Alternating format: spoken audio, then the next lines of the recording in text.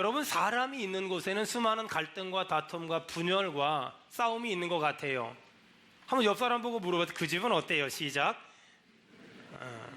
얼굴 보니까 좀 전에 싸우고 온 것 같아요. 뭐 그런 생각들. 이렇게 사람이 사는 곳에는 수많은 갈등과 다툼과 분열들이 늘 있는 것 같아요. 이 세상 어떤 공동체도 다툼이 없거나 분열이 없는 곳은 없어요. 다만 다툼은 어디나 있고 싸움은 어디나 있고 갈등은 어디나 있는데 차이가 있다면 하나님의 은혜가 있는 곳은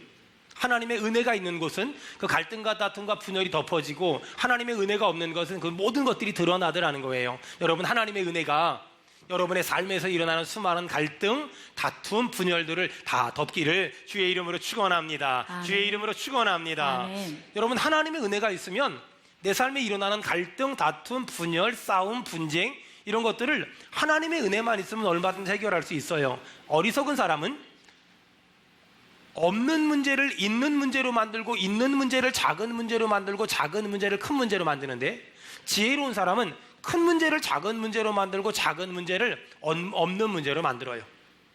하나님의 은혜가 있으면 큰 문제가 작은 문제가 되는데, 하나님의 은혜가 없으면 별것도 아닌 작은 문제가 큰 문제로 발전할 때가 얼마나 많은지 몰라요. 보세요. 한 남자랑 한 여자랑 사랑해서 결혼을 했어요. 옆 사람 보고 좀 물어봐요. 사랑해서 결혼했어요? 부모가 억지로 시켰어요? 시작. 여러분, 사랑해서 결혼했잖아요. 근데 사랑해서 결혼했는데 왜 싸워요? 왜 그렇게 죽도록 싸워요? 한 남자랑 한 여자랑 몇 명이 살아요? 2명이 살잖아요. 2명이 사는데도 불구하고 왜 그렇게 싸우고, 왜 그렇게 분쟁하고, 왜 그렇게 미워하고, 왜 그렇게 원망하고, 왜 그렇게 서운하다 그러고, 왜 그렇게 섭섭하다 그러는지 몰라요.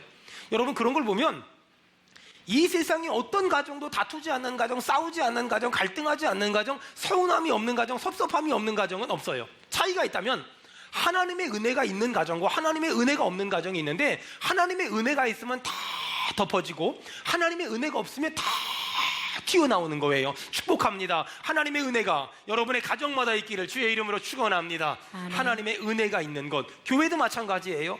여러분, 교회도 문제도 많고 탈도 많고 말도 많고 시끄럽고 정신 하나도 없어요. 어떤 분이 그래요. 목사님 수원은혜교회는요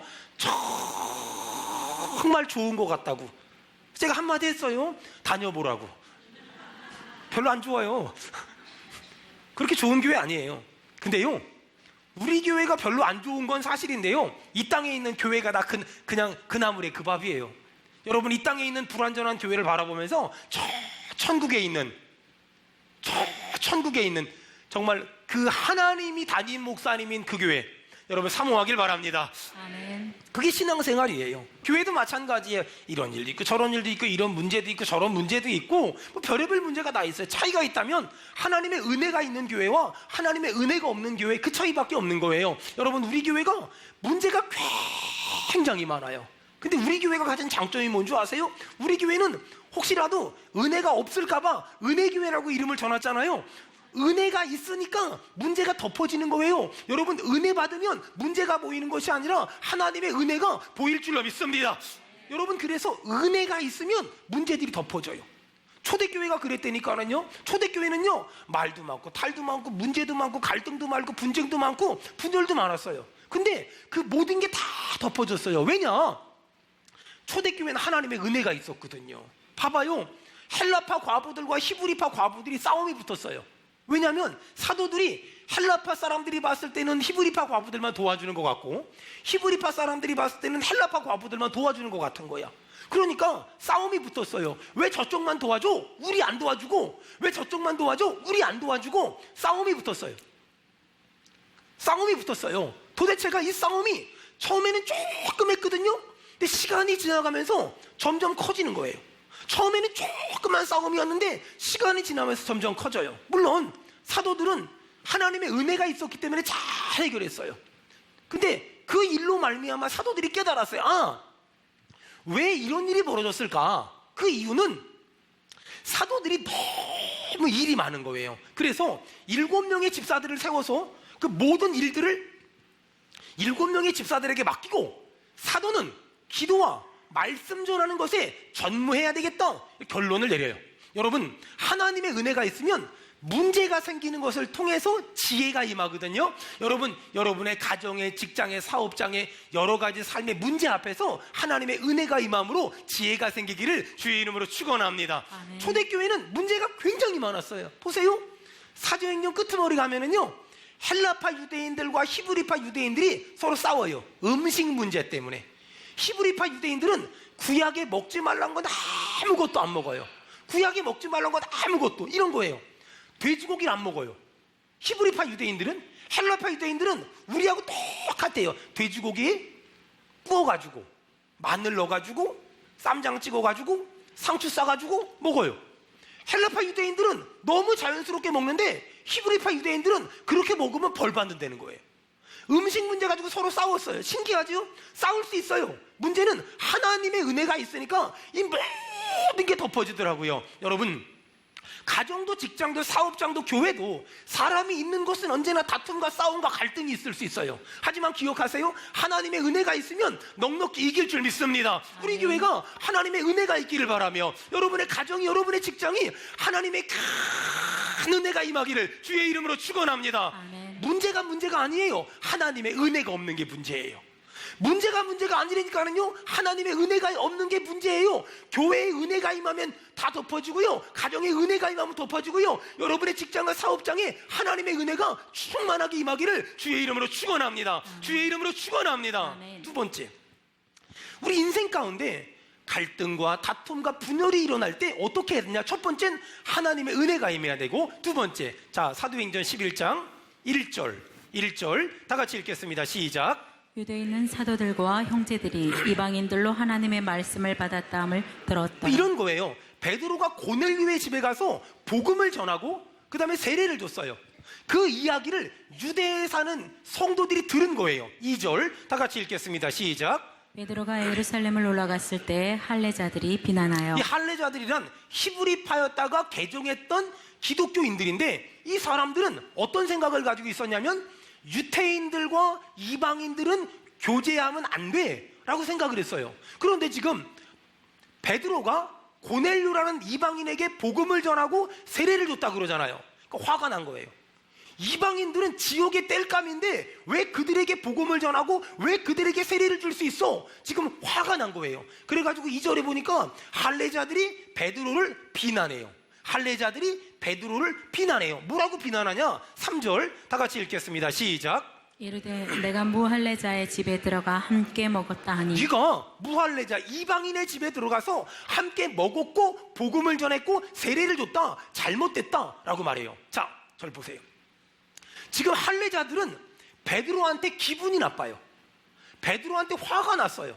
베드로야, 네가 예루살렘 교회 초대 목사고 네가 예수님의 수제자인데 어떻게 네가 이방인에게 복음을 전하고 이방인과 먹고 마시고 이방인에게 세례를 줄 수 있어? 화가 난 거예요. 그러니까 왜 그랬을까를 묻지 않고 그냥 화부터 내는 거예요. 화부터 막 내는 거예요. 여러분 주변에 그런 사람 없어요? 왜 그런 일을 했어? 왜 그런 행동을 했어? 이런 건 전혀 묻지 않고 막 다짜고짜 성질부터 내고 다짜고짜 화부터 내는 사람들, 그런 사람이 오늘 할례자들이었어요. 내가 베드로였으면 할례자들이 막 원인과 이유도 묻지 않고 말하면 이 사람들이 나한테 화내면 나도 어떻게 해야 돼요? 나도 화를 내지. 니들이 뭘 한다 그래? 내가 그런 행동을 했으면 이유가 있겠지. 왜 이유는 묻지 않고 따지려고 그래? 막 그리고 난리 쳤을 거 아니에요. 여러분 잘 들어보세요. 이 사람이 나에게 감정으로 대하면 나도 감정으로 받아치면 싸우게 돼요. 잘 들으세요. 이 사람이 화를 냈을 때 나도 화를 내면 싸우게 돼요. 이 사람이 성질 낼 때 나도 성질 내면 싸우게 돼요. 감정으로 받아치면 싸우게 돼요. 오늘 베드로가, 할례자들이 베드로에게 막 화를 냈어요. 네가 어떻게 무할례자들, 네가 어떻게 이방인에게 가서 복음을 전하고 세례를 줄 수 있어? 지금 할례자들이 화를 냈어요. 그러면 베드로도 맞받아쳐 화를 냈으면 작은 문제가 큰 문제로 바뀔 수밖에 없어요. 그런데 할례자들이 베드로에게 화를 냈어요. 지금 성질을 냈단 말이에요. 근데 베드로가 어떻게 했나 봅시다. 4절 다 같이 읽겠습니다. 4절 시작. 베드로가 그들에게 이 일을 차례로 이게 너무 설명하여 중요하니까 다시 한번 읽겠습니다. 시작. 베드로가 그들에게 이 일을 차례로 설명하여 지금 할례자들이 베드로에게 너 왜 그 무할례자의 집에 가서 같이 먹고 마시고 복음을 전하고 세례를 줬니? 막 화를 냈어요. 근데 베드로가 그때 어떻게 반응해요? 베드로가 그들에게 이 일을 차례대로 설명했대요. 베드로가 그들에게 이 일을 차례대로 설명했대요. 여러분, 이게 굉장히 중요한 거예요. 여러분, 원래 베드로는 어떤 사람이에요? 베드로의 별명이 우레의 아들이에요. 우레의 아들. 성질이 얼마나 급한지, 얘들아 너희들은 나를 누구라 그러니? 베드로가 저요! 주는 그리스도시요 살아계신 하나님의 아들입니다. 내가 좀 이따가 죽을 거다. 근데 누가 나를 부인할 거다? 예수님, 내가 주와 함께 죽을지언정 절대 부인하지 않습니다. 막 이러면서 베드로는 막 그냥 얼마나 급하고 얼마나 다혈질이고, 예수님을 로마 병정들이 잡으러 왔을 때 대제사장의 종이 왔거든요. 그때 베드로가 칼 들고서 그 대제사장의 종의 귀 막 잘라버리고 뭐 이랬던 사람이거든요. 다혈질이고 성질 급하고 괴팍한 사람이거든요. 그런데 지금 할례자들이 베드로에게 막 화를 내요. 네가 어떻게 이방인의 집에 가서 복음을 전하고 세례를 줄 수 있어? 어떻게 먹고 마실 수 있어? 그러면 우리가 알고 있는 베드로라면 이래야 돼요. 니까지 것들이 뭘 안다 그래? 어서 승질을 내. 이러면서 막 집어 들어야 되거든, 이거를 이렇게. 던지고 막 이게 원래 우리가 아는 베드로거든요. 그런데 지금 성경에 나온 베드로는 전혀 이러지 않고 4절에 어떻게 했다고요? 베드로가 그들에게 이 일을 어떻게 설명했다고요? 차례로 설명하여. 차례로 설명하여. 아니, 여러분, 오늘 우리 은혜 받아야 돼요. 어떤 은혜냐면요, 우리 주변에 보면은요 옛날 베드로 같은 사람들이 있어요. 아니, 뭘 좀 물어보면 차례대로 설명하는 게 아니라 그냥 던져야 되고 그냥 소리 질러야 되고, 네가 뭘 안다 그래? 시끄러워, 잠이나 자자, 막 이랬던 사람 있잖아요. 근데 그랬던 사람이 오늘 베드로처럼 바뀔 수 있다니까는요. 주여, 우리 주변에 그런 사람들 있잖아요. 주여, 그 사람이요 바뀌게 도와주시옵소서. 바뀌게 도와주시옵소서. 아멘. 여러분, 할례자들이 베드로를 막 네가 어떻게 이방인에 가서 복음을 전할 수 있냐 그랬더니 베드로가 이 일을 차례대로 설명했대요. 차례대로 설명했대요. 여러분, 잘 들으세요. 우리는 전부 다 크고 작은 공동체의 지도자들이에요. 가정, 또 자녀들에게, 또 교회에서, 또 직장에서, 사업장에서. 그런데 지도자가 누가 화를 낼 때 같이 화를 내면 공동체가 흔들려요. 누가 성질을 내면, 나도 성질을 내면 그 공동체가 흔들려요. 그런데 그 공동체가 평안하고 사람의 인생이 행복하려면 누가 화를 냈을 때 어떻게 해야 된다고요? 4절 어떻게 한다고요? 이 일을 차례로 설명하여. 따라합시다. 이 일을 차례로 설명하여. 차례로 설명하여. 여러분, 이게 성령 받은 사람이 살아야 될 삶이, 이게 은혜 받은 사람이 살아야 될 몫인 거예요. 대부분의 사람들은 감정으로 나오면 감정으로 받아치고, 화를 내면 나도 화를 내거든요. 그러니까 맨날 싸우고 맨날 갈등하고 맨날 다투고 맨날 분열하는 거예요. 그런데 오늘 성경에 보니까 할례자들이 화를 냈는데 베드로가 이 일을 차례대로 설명해요. 주여, 이 은혜가 우리 교회에 있게 하시며 이 은혜가 우리 가정에 있게 도와주시옵소서. 아멘. 여러분, 이게 은혜 받은 사람이 살아야 될 삶이고, 이것이 성령 받은 사람이 살아야 될 삶이라는 거예요. 보세요. 할례자들이 베드로에게 화를 냈어요. 베드로가 차례대로 설명했어요. 그랬더니 어떤 일이 벌어졌냐? 18절 다 같이 읽겠습니다. 시작. 그들이 이 말을 듣고 잠잠하여. 아멘. 그들이 이 말을 듣고 어떻게 했다고요? 더 크게 해요. 그들이 이 말을 듣고 어떻게 했다고요? 잠잠하여. 보세요. 할례자들이 베드로에게 화를 냈잖아요. 근데 베드로가 차례대로 설명하지요. 차근차근 설명하지요. 그랬더니 지금 할례자들이 어떻게 했다고요? 처음에는 화를 냈는데 베드로의 말을 듣고 잠잠하여. 주여, 가정마다 잠잠하게 도와주시옵소서. 아멘. 부부관계가 잠잠하게 도와주시옵소서. 아멘. 부모 자식 관계가 잠잠하게 도와주시며, 아멘. 교회가, 이 한국교회가 잠잠할지어다. 아멘. 잠잠할지어다. 아멘. 잠잠할지어다. 아멘. 여러분, 이거예요. 누가 나에게 화를 내요? 같이 화를 내는 게 아니라 차근차근 설명해요. 그랬더니 잠잠해지는 거예요.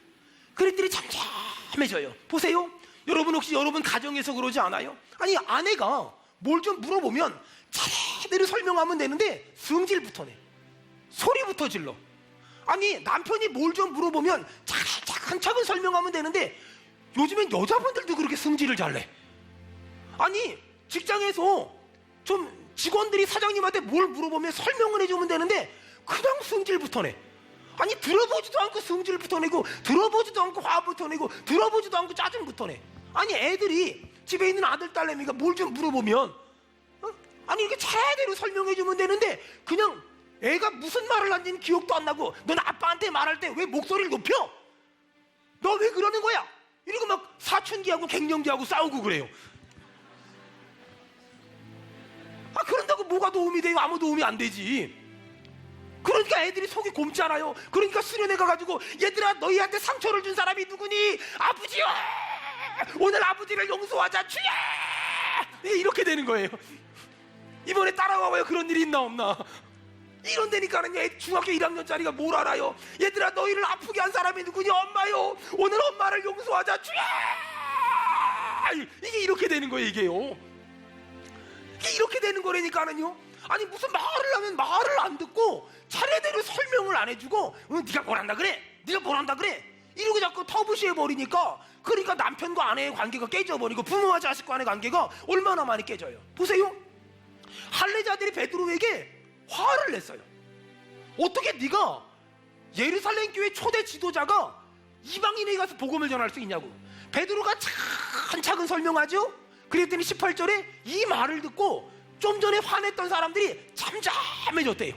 그러면서 이 말을 듣고 우리 18절 다 같이 읽겠습니다. 18절 시작. 그들이 이 말을 듣고 잠잠하여 하나님께 영광을 돌려 이르되 그러면 하나님께서 이방인에게도 생명 얻는 회개를 주셨도다 여러분 하니라. 베드로가 차례대로 설명하니까 이 말을 듣고 잠잠해서 하나님께 영광을 돌려 이르되 그러면 하나님께서 이방인에게도 생명 얻는 회개를 주셨도다. 무슨 말이냐면요, 여러분 어떤 사람이 화가 났어. 근데 차근차근 설명했어. 그랬더니 마음이 평안해졌어. 그러면서 차근차근 설명하면 어떻게 되는지 아세요? 아 그래서 그랬구나. 따라합시다. 아 그래서 그랬구나. 그래서 그랬구나. 이걸 깨달아지는 게 이게 도통하는 소리거든요. 아 그래서 그랬구나. 자 옆 사람은 이제 연습을 해야죠. 옆 사람 봐봐요. 선은 이렇고 수는 이래서 결론은 이렇게 됐어요. 자 시작. 자 가급적이면 부부간에 좀 해봐요. 부부간에 옆에 있는 사람이 남편 아내랑 선은 이렇고 수는 이렇고 결론은 이렇게 됐습니다. 시작. 자 그러면은 선은 이렇고 수는 이렇고 결론은 이렇게 됐습니다. 이렇게 말하면 반대편은 이렇게 말하네. 아 그래서 그렇구나. 자 한쪽은 자 오른쪽에 있는 사람이 왼쪽에 있는 사람한테 얘기하고 왼쪽에 있는 사람은 아 그래서 그랬구나. 자 시작. 자 선은 이렇고 수는 이렇고 결론은 이렇게 됐습니다. 아 그래서 그랬구나. 자 반대편 사람에게 시작. 선은 이렇고 수는 이렇고 결론은 이렇게 됐습니다. 아 그래서 그랬구나. 참 목사가 이런 걸 가르쳐줘야만 되는 세상을. 아니 무슨 말을 하면 승질부터 내고 화부터 내고 짜증부터 내고 옛날에 당신 그러지 않았냐고 그때 그러지 않았냐고 이러면서 여러분 세상에요 진짜 무서운 여자는요 히스테리카란 여자가 아니라요 히스토릭한 여자예요. 히스토릭한 여자가 뭐냐면요 히스테릭한 여자는 신경질적인데 히스토릭한 여자는 뭔 일만 있으면 처음 만났을 때부터 지금까지 읊푸는 여자들. 이 히스토리칼. 근데 요즘엔 여자들만 그러는 게 아니라 남자들도 그래. 자 다시 이거 굉장히 중요한 거예요. 오늘부터 써먹어요. 자 오른쪽에 있는 사람이 왼쪽에 있는 사람한테 자, 차근차근 설명합시다. 선은 이렇고 시작. 선은 이렇고 수는 이래서 결론은 이렇게 됐습니다. 반대편 사람 시작. 아 그래서 그렇구나. 또 반대편 시작. 선은 이렇고 수는 이래서 결론은 이렇게 됐습니다. 아 그래서 그렇구나. 자 오늘 예배 끝나고 혹시라도 소리 지르고 던지는 사람 있으면 담임 목사님한테 고발하세요. 아니 이렇게 가르쳐 줬는데도 그따위 행동들을 하면 그거 가만두면 안 돼요. 건축헌금 5천만 원 하라 그래야지 가만두면 안 돼요. 여러분 이게 아 그래서 그렇구나. 이게 뭔 줄 알아요? 그게 공감이라는 공감 이런 거 있잖아요. 아내가 남편한테 막 직장 상사 욕을 해. 우리 직장의 상사가 있는데 그 사람 이렇고 문제가 많아. 너무 속상해. 그 사람 때문에 화나 미치겠어. 막 그러잖아요. 그러면 아 그래서 그렇구나. 아 힘들겠다. 그러면 되는데 공감을 해주면 되는데 남편들 다 들어보니까 너도 잘한 거 없어. 네가 군대를 안 갔다 와서 모르는데 남자들은 원래 다 그래. 그 네가 잘한 거 하나도 없어. 근데 이래버리면 이제 끝장이야. 이제 끝장이야. 자, 따라합시다. 공감이 능력이다. 공감이 해답이다. 공감이 해답이다. 여러분, 오헨리라는 사람 아십니까? 그 사람이 쓴 책이 뭐가 있죠? 제가 1부 때도 물어봤는데요. 마지막 입새라 그럽디다. 역시 2부 때도 마지막 입새 외에는 아는 게 없어요. 오헨리라는 사람이 마지막 입새라는 책만 쓴 게 아니라 재미있는 책을 한 권 썼어요. 그 오헨리가 쓴 책에 보니까 이런 내용이 나와요. 강도가 어떤 집에 강도짓을 하러 들어갔어요. 부부가 있더래요. 손들어! 그러니까 손을 들어야 될 거 아니에요. 아내가 손을 번쩍 들더래요. 근데 남편이 손을 드는데 그 왼쪽만 들더래요. 손들어! 그리고 아예 안 드는 거예요. 손들라고! 죽고 싶어! 안 드는 거예요. 그랬더니 이 사람이 막 무서우니까 말 못하다가 가까워서 말을 한마디 해요. 제가 신경통이라 이게 안 들어진다고. 이게 안 들어진다고. 제가 신경통이라 이게 안 들어진다고. 갑자기 강도가 진짜냐고. 강도가 갑자기 얼굴이 온화해지면서 지금 그래서 나도 왼쪽으로 손들어 못하고 오른쪽으로만 하고 있다고. 그러면서 갑자기 밤에 강도짓 하러 들어갔다가 강도랑 집주인하고 신경통에 대한 얘기를 막 얼마나 아프고 얼마나 힘든지 둘이 막 말하다가 밤이 다 새버린 거예요. 그러면서 나중에 강도가 돌아가면서 얘기한 거예요. 정말 힘들다고, 절망하지 말고 꼭 힘내라고 격려해주고 갔다. 그게 오헨리라는 사람이 쓴 강도와 신경통이라는 책에 나오는 그런 얘기예요. 여러분, 이 공감이라는 게 능력이고요, 공감이라는 게 해답이라니까는요. 보세요. 우리 교회 어떤 남자 집사님이 뭐 그런 일이 없겠지만 직장을 잘 다니다가 어느 날 때려쳐버렸어. 그리고 식당을 개업했어. 근데 아내랑 상의하지도 않고 가족이랑 상의하지도 않고 목사님이랑 상의하지도 않고 혼자 일 다 저질렀어. 아내 입장에서는 남편 혼자 고생하니까 가서 도와주긴 도와줘야 되겠는데 문제가 뭐예요? 화가 났잖아. 성질이 났잖아. 그러니까 가서 설거지 좀 도와주다가 그릇 몇 개 깨먹고 물 좀 갖다 날라다가 엎어먹고. 그러니까 남편이 소리 지르는 거야. 하기 싫으면 관둬, 때려쳐.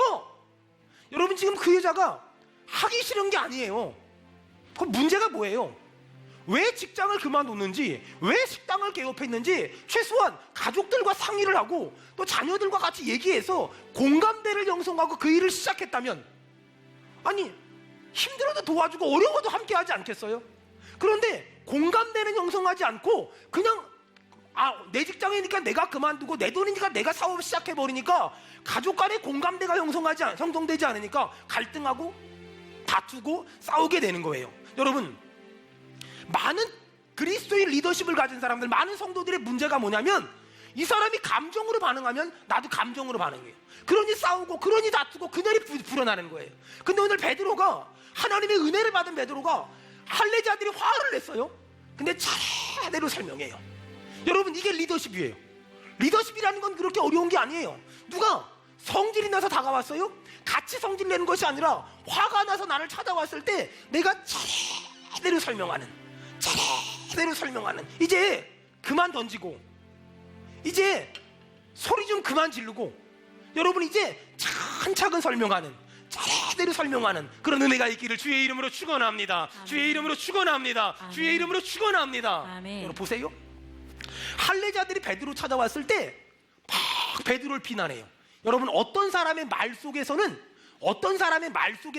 감정이 느껴져요. 근데 베드로가 할례자들에게 차근차근 설명하잖아요. 그 말을 들을 땐 은혜가 느껴져요. 잘 들어보세요. 어떤 사람의 말 속에서는 지금 기분 나쁜 게 느껴지고 성질 난 게 느껴지고 화난 게 느껴져요. 근데 어떤 사람의 말 속에서는 하나님의 은혜가 느껴지고 성령의 충만함이 느껴져요. 여러분 부탁합니다. 여러분이 말할 때 하나님의 은혜가 느껴지고 성령의 충만함이 느껴지기를 주의 이름으로 축원합니다. 주의 이름으로 축원합니다. 아멘. 자, 나 마지막 하나, 19절 다 같이 읽겠습니다. 19절 21절까지 보겠습니다. 21절까지 시작. 그때 스데반의 일로 일어난 환란으로 말미암아 흩어진 자들이 베니게와 구브로와 안디옥까지 이르러 유대인에게만 말씀을 전하는데 그 중에 구브로와 고레네 몇 사람이 안디옥에 이르러 헬라인에게도 말하여 주 예수를 전파하니 주의 손이 그들과 함께 하심에 수많은 사람들이 믿고 주께 돌아오더라. 아멘. 자, 여러분 이제부터 좀 중요한 얘기를 한번 해보려고 합니다. 베드로가 지금 고넬류의 집에 복음을 전했어요. 그것이 이방 선교의 시작이 됐어요. 여러분, 사람들은 베드로는 유태인들에게 복음을 전했고 바울은 이방인에게 복음을 전했다라고 생각을 하거든요. 맞아요. 하지만 놓치는 게 뭐냐면 베드로는 유대인에게도 복음을 전했지만 이방 선교의 문을 열었어요. 그리고 베드로가 문을 열어놓으니까 그 다음에 바울이 들어가서 복음을 본격적으로 전했어요. 여러분, 이제 우리 교회는 오늘 분리개척을 위한 첫 번째 평신도 선교사를 30명을 파송했어요. 임명했어요. 그리고 올 연말에 본격적으로 파송하고 또 하나의 교회를 준비하고 진행하고 시작할 거예요. 교회가 교회를 낳는 그런 교회를 만들 거예요. 2002년도에 교회를 시작했어요. 아무것도 몰랐어요. 아무도 도와주는 사람 없었어요. 단돈 10,000원도 후원해주는 사람 없었어요. 그리고 개척 멤버도 한 명도 없었어요. 감사하죠? 그런 교회가 지금의 교회가 됐으니 얼마나 귀하고 얼마나 감사하고 얼마나 소중한지 몰라요. 그런데 15년이 지난 지금 하나님은 저에게 또 다른 꿈을 한 가지 주셨어요.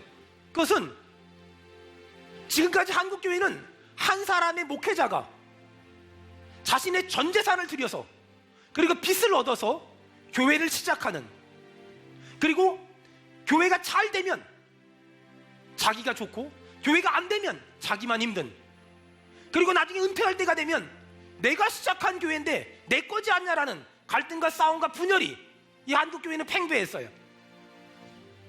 아니라고 말하고 싶지만 그게 우리의 가슴 아픈 현실이었어요. 그런데 그래서인지 모르지만 한국교회는 점점 침체의 늪을 빠져들었고 점점 아팠고 점점 무너졌고 점점 침몰하고 있었어요. 그럼에도 불구하고 하나님은 신기하지요. 저희 교회에 참 많은 복을 주셨어요. 2002년도에 교회를 개척을 했는데 2005년도에 100평짜리 예배당을 얻었어요. 2010년도에 단독 건물을 얻었어요. 2012년도에 여길 이사 왔어요. 그리고 2015년도에 또 교육관을 또 저희가 쓰기 시작했어요. 2, 3년에 한 번씩 저희 교회는 계속해서 큰 일을 했어요. 지금 이제 교육관을 건축하기 위해서 땅을 매입을 했어요. 지난 15년 동안 단 한 번도 후퇴해 본 적도 없고 단 한 번도 뒤돌아본 적도 없어요. 참 많은 하나님의 은혜를 받았지요. 참 많은 하나님의 기적을 경험했어요. 단돈 10원도 없이 시작한 교회인데 이게 웬 날이에요? 웬 은혜예요? 하나님한테 기도하기 시작했어요. 하나님, 왜 나 같은 사람한테 이런 많은 복을 주셨습니까? 하나님, 왜 나같이 부족하고 못난 사람에게 이렇게 엄청난 복을 주셨습니까? 아는 것도 없고 가진 것도 없고 배운 것도 없고 경험도 없고 경력도 없는데. 근데 하나님이 저에게 가르쳐 주신 게 있어요. 저는 분리개척을 고민하기 전에 둘 중에 한 가지 선택을 해야 됐어요. 제 3의 지역에다가 예배당을 2,000석 혹은 3,000석짜리 큰 교회를 예배당을 건축해야 되나? 아니면 3부, 4부, 5부, 6부, 7부 예배를 드려야 되나? 그때 하나님이 제 마음에 선한 마음을 주셨어요. 야, 그것보다는 이 땅의 교회들이 목사님 혼자서 교회를 개척을 해서 마르고 닳도록 사역해도 10명, 20명 되기 어려운데 교회가 10개가 시작되면 12개가 문 닫는 시대인데, 이런 시대 가운데 지금 한국교회는 또 하나의 대형교회가 필요한 것이 아니라 이 한국교회는 중형교회들, 중소형교회들, 건강한 교회가 더 필요하지 않겠니? 하나님은 제 마음 가운데 더 많은 복을 뭉켜잡는 것이 아니라 복을 나누고 복을 흘려보내는 사역을 하나님 제 마음 가운데 주셨어요. 그래서 저는 분리개척에 대한 어디서 배운 것도 없고 어디서 들은 것도 없지만 그냥 이것이 옳다는, 이것을 하나님이 기뻐한다는 그 선한 마음 하나 가지고 그 일을 우리 장로님하고 상의도 하지 않고 강대상에서 선포했어요. 상의 논의하고 회의하면 시간이 너무 많이 걸릴 것 같았어요. 그리고 제 마음이 다시 수그러들 것만 같았어요. 왜냐면 저도 인간이거든요. 저도 남자거든요. 이왕이면 한 번 목회하는 거 수천 명 수만 명 앞에서 목회하고 싶지 않겠어요? 큰 예배당도 짓고요. 좀 뭔가 멋있어 보이잖아요. 뭔가 능력 있어 보이잖아요. 뭔가 실력 있어 보이잖아요. 그런데 그 모든 것들을 빨리 내려놓지 않으면 나도 인간의 모습 그대로 하고 싶은 마음이 들까봐 각 부서랑 상의도 안 하고 그 모든 것들을 다 내려놓고 강대상에 선포했어요. 그리고 전성도가 그 설교에 동의해 주셨고, 그래서 한 단계 한 단계 과정을 거쳐서 첫 번째 분립개척을 위한 단기 선교사를 오늘 임명하려고 해요. 여러분, 베드로는 이방 선교의 문을 열었어요. 하지만 실질적으로 복음을 전한 건 사도 바울이에요. 여러분, 오늘 분립개척에 임명되는 1차 평신도 단기 선교사들은 교회의 문을 열 것이고 교회의 기초를 만들 거예요. 한 알의 밀알이 떨어져 죽으면 많은 열매를 맺을 줄 믿습니다. 아멘. 여러분, 어떤 목사님이 교회를 개척해서 10명이 되고 20명이 되는 건 지금은 거의 불가능한 시대가 됐어요. 그 사람들이 공부를 못해서 그럴까요? 그 사람들이 실력이 없어서 그럴까요? 그 사람들이 능력이 없어서 그럴까요? 아니에요. 제가 만나본 수많은 목사님들은 참 신실하고 참 경건하고 참 능력이 있어요. 하지만 시대적으로 한국교회가 어려울 때고 시대적으로 상황이 힘들 때예요. 여러분, 교회의 역할은 불신자를 교회로 불러들여야 돼요. 그리고 교회가 훈련시켜야 돼요. 한국교회가 놓친 게 뭔지 아세요? 불러들이는 전도를 잘했어요. 교회에서 훈련시키는 것도 잘했어요. 그 다음에 한국교회가 놓친 게 뭔지 아세요? 다시 세상으로 내보내야 돼요. 그런데 한국교회를 세상으로 내보내는 것이 아니라 훈련시킨 사람을 교회 일꾼으로만 썼어요. 하나님의 일꾼이 아니라 교회 일꾼으로만 썼어요. 교회 일꾼으로만 쓰니까 교회 안에는 그리스도인들이 너무나 많지만 교회 밖에는 세상의 빛의 역할을 감당하고 세상의 소금의 역할을 감당하는 사람이 없는 거예요. 그러니까 큰 교회는 일꾼이 너무 많지만 작은 교회는 일꾼이 너무 없는 거예요. 큰 교회는 서로 장로가 못해서 안달이고 권사 집사가 못해서 안달인데, 작은 교회는 시킨다 그러면 교회 안 나와요. 큰 교회는 일꾼이 너무 많아가지고 서로 싸우고 갈등하는데, 작은 교회는 한 사람이 10가지 20가지 일을 감당해야 돼요. 여러분, 그동안 한국교회는 신학대학원을 졸업해서 목사 안수를 받으면 목사님들이 자신의 전 재산을 들여서 교회를 개척을 했어요. 그 열정과 열심은 칭찬받아 마땅해요. 하지만 문제는 그들을 위해 기도해주는 사람도 없고 그들을 위해 응원해주는 사람도 없었어요. 그러니 능력이 탁월한 사람들은 어떻게든 하지만 그렇지 않은 대부분의 사람들은 문을 닫고 인생을 끝내고 말았어요. 여러분, 아기가 엄마 뱃속에 있을 때는 탯줄이 필요해요. 그런데 아기가 엄마 배 밖으로 나오면 탯줄을 끊어야 돼요. 하나의 교회가 탄생하기까지는 탯줄이 있어야 될 때가 있고 탯줄을 끊어야 될 때가 있어요. 여러분, 우리 교회를 통해서 교회 하나가 세워질 거예요. 어느 일정한 시기까지는 탯줄을 가지고 있을 거예요. 그리고 계속 영양분을 공급할 거예요. 물질로, 기도로, 또 사역으로 여러 가지로 후원할 거예요. 그러다가 어느 순간이 딱 되면 저는 아주 냉정하게 그 탯줄을 끊어버릴 거예요. 탯줄이 있어야만 사는 아기가 있고 탯줄을 끊어야만 사는 아기가 있듯이 우리가 지원하고 응원하고 후원해야만 사는 교회가 있지만 어느 순간에 끊어야만 사는 교회가 있어요. 오늘 임명되는 1차 평신도 선교사들은 교회 문을 열 거예요. 그리고 이들이 한 사람 전도하고 또 한 사람 전도하고 또 한 사람 전도해서 그 교회에 정착시키면 우리는 베드로의 역할을 감당할 것이고 저들은 바울 역할을 감당해서 우리는 교회의 문을 열 것이고 저들은 교회를 부흥시킬 줄 믿습니다. 여러분, 이것이 모든 것이 합력하여 선을 만드시는 참 좋으신 하나님, 그분의 역사하심이라고 저는 믿어요. 사랑하는 여러분, 오늘 분립개척에 임명되는 평신도 선교사 여러분, 여러분들을 주의 이름으로 축복하며 그리고 이 자리에 있는 사랑하는 성도 여러분들 이 귀한 사역에 여러분 적극 동참해 주시길 바라며 여러분의 헌신과 여러분의 동참과 여러분의 관심이 한국교회를 조금은 깨끗하게 만들 것이며 조금은 거룩하게 만들 것이며 다시 한번 한국교회의 제2의 영적인 부흥을 회복시킬 줄 믿습니다. 마지막으로 제가 쓴 글 하나 읽어드리고 기도하려고 합니다. 제가 교회를 개척했을 때 제가 썼던 메모예요. 개척교회 목사란 가난하고 능력이 없는 목사가 아니라 간절한 마음 하나로 하나님을 기쁘시게 하겠다는 야심을 가진 목사다. 개척교회 목사란 한 사람이 커 보이지만 그 한 사람보다 주님이 더 커 보이는 목사다. 개척교회 목사란 불러주는 것이 없고 알아주는 사람 없어도 기쁘게 사역하는 목사다. 개척교회 목사란 오직 복음 하나만을 향해 인생을 건 목사다. 개척교회 목사란 아무도 격려해주지 않을 때 스스로 격려하고 견딤의 영성을 체득하는 목사다. 개척교회 목사란 말씀과 기도에 전무하는 목사다. 개척교회 목사란 부족한 것이 채워질 때까지 기다리는 사람이 아니라 부족한 것 안에서 최선을 다하는 목사다. 개척교회 목사란 성도가 안에 한 사람밖에 없지만 안에 한 사람이 은혜 받으면 누가 봐도 은혜 받을 수 있다는 믿음을 가진 사람이다. 개척교회 목사란 내 마음대로 목회할 것이다 라고 생각하지만 몇 달이 지나지 않아 금세 깨닫는다. 내 마음대로 했다간 망한다는 걸.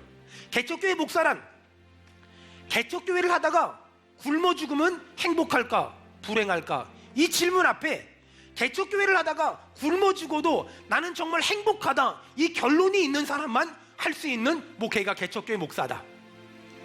제가 교회를 개척하고 이렇게 끄적거린 얘기들이에요. 사랑하는 여러분, 하나님은 하나님의 교회가 이 땅에 하나 탄생하는 걸 너무너무 기뻐하세요. 이제 수원은혜교회는 수원은혜교회만을 위한 수원은혜교회가 아니라 수원은혜교회는 이 땅에 하나님이 기뻐하는 교회를 잉태하는 그런 수원은혜교회로 거듭나길 원합니다. 여러분이 이 일을 위해 기도해 주시고 이 일을 위해 동참해 주시고 이 일을 위해 뜨겁게 기도해 주시기를 주의 이름으로 축원합니다. 주의 이름으로 축원합니다.